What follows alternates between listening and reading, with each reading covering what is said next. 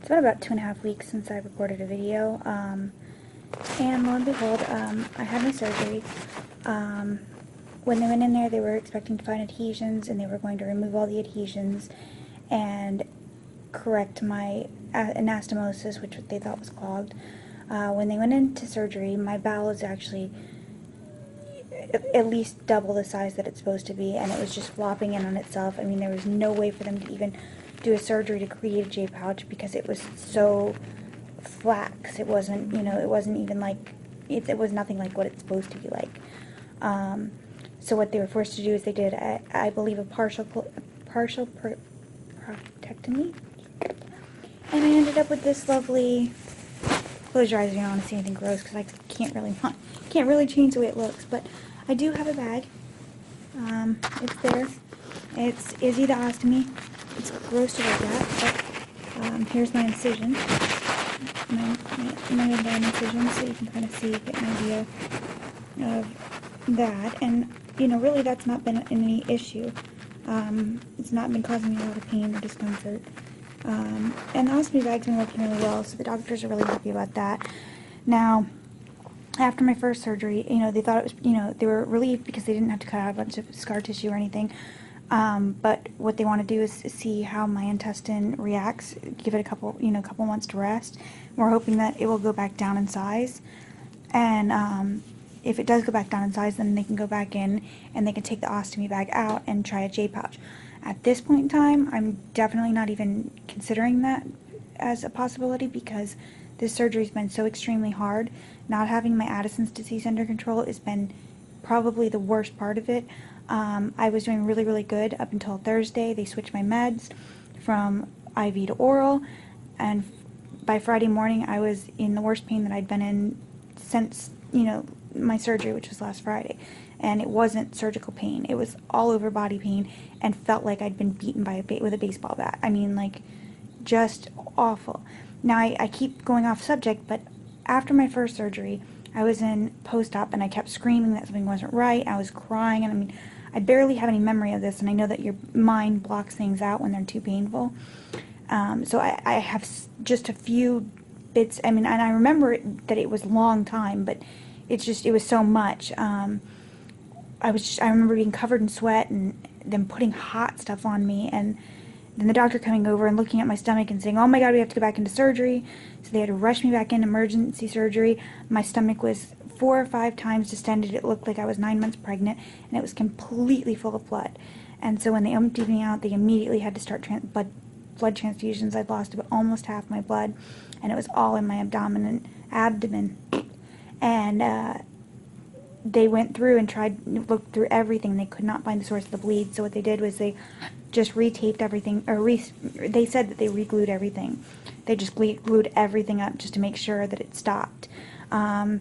And what they did after surgery was they gave me an anticoagulant. And I knew that I couldn't have heparin, and I had that on my list. So they went through my medical chart and saw that I had had a different anticoagulant in the past. Well, I guess when they gave me that, it caused the internal bleeding. And it was really, really, really bad. My hematocrit went down to like 7 point something. They gave me 3 bags, and then 2 days later they gave me another bag because my hematocrit still hadn't come up to a healthy level.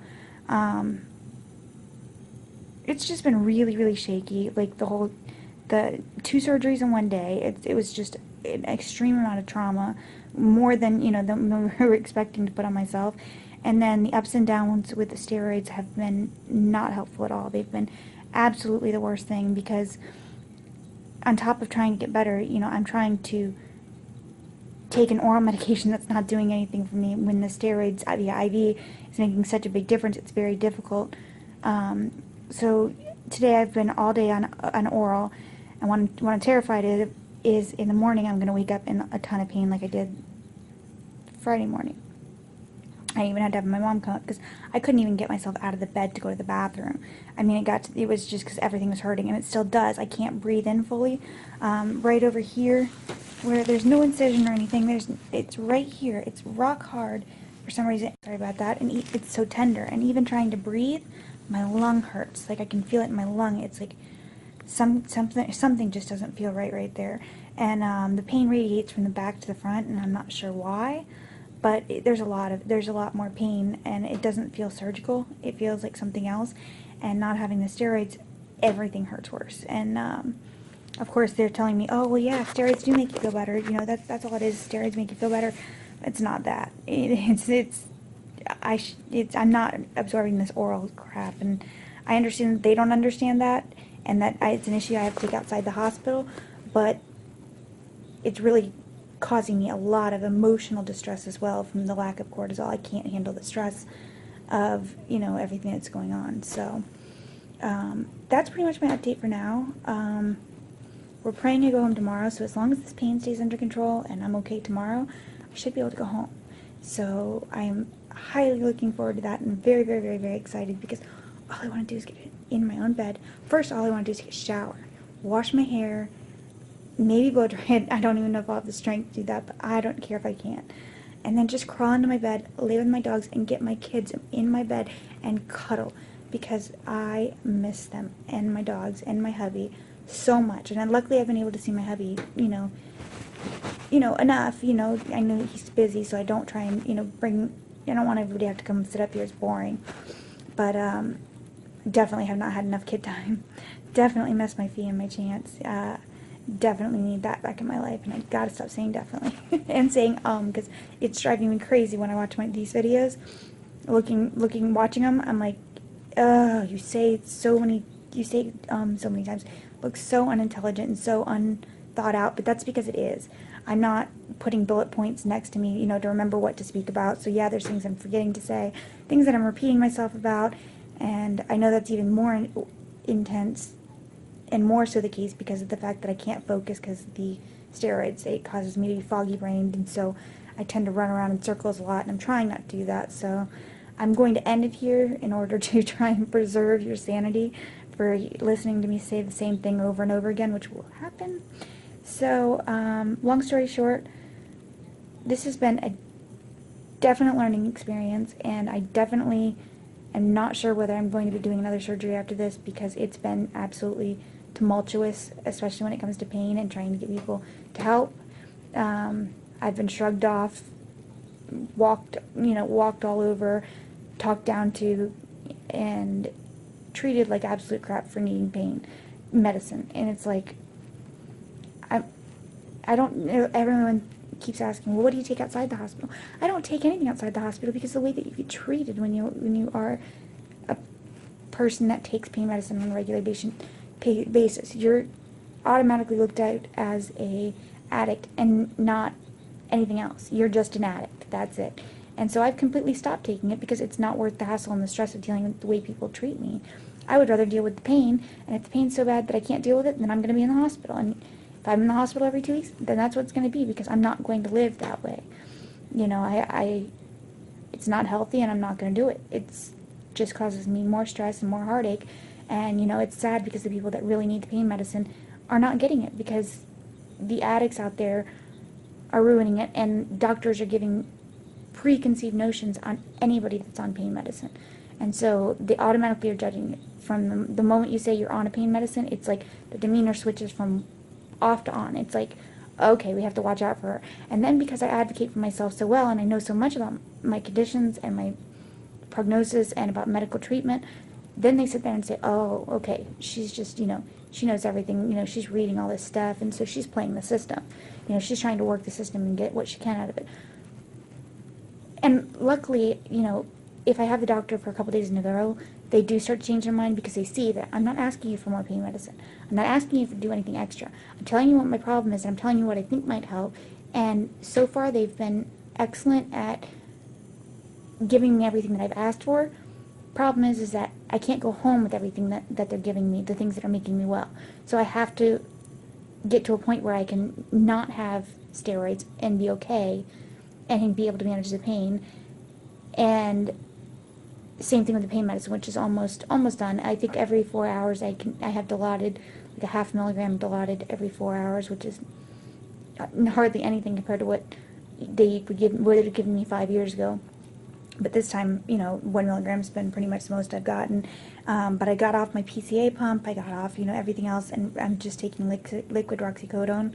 And it is helping. It's just, the pain gets a little bit too strong, and I can't quite get it down without the Dilaudid. And then once I get it down, I'm good for about half an hour to an hour, and that just kind of maintains me until the 4-hour mark till I can get the roxycodone again. And it's just this cycle, and it's like I got to get off that little bit of extra Dilaudid, and I will, I will. But while I'm here, I may as well take it. And when I leave tomorrow, then I'll do without. It's the only option I have. Just pray for me and keep your fingers crossed that I can actually get out of here tomorrow, because tomorrow will be the 26th of June. And I think the last video I made was like on the 11th or the 13th, I'm not even sure. So it's been about 2 weeks, and I am extremely swollen, I'm distended. The bag thing's not been so much of an issue. There's things that I did not expect that I'm learning, like the odor. I don't know why. I never really thought about it, but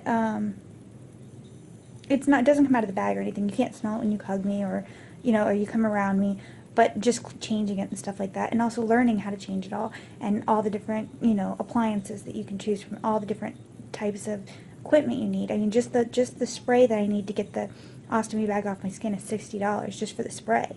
And then you have to get, all the other supplies that you need in order to keep it changed, keep it clean. So without insurance, it's going to be quite fun and quite interesting. And I just showed you my bag. Usually I would have an opaque bag, so that nobody could see through it, including myself, because it is not pretty to look at all. But because without insurance, beggars can't be choosers, and I get what's free.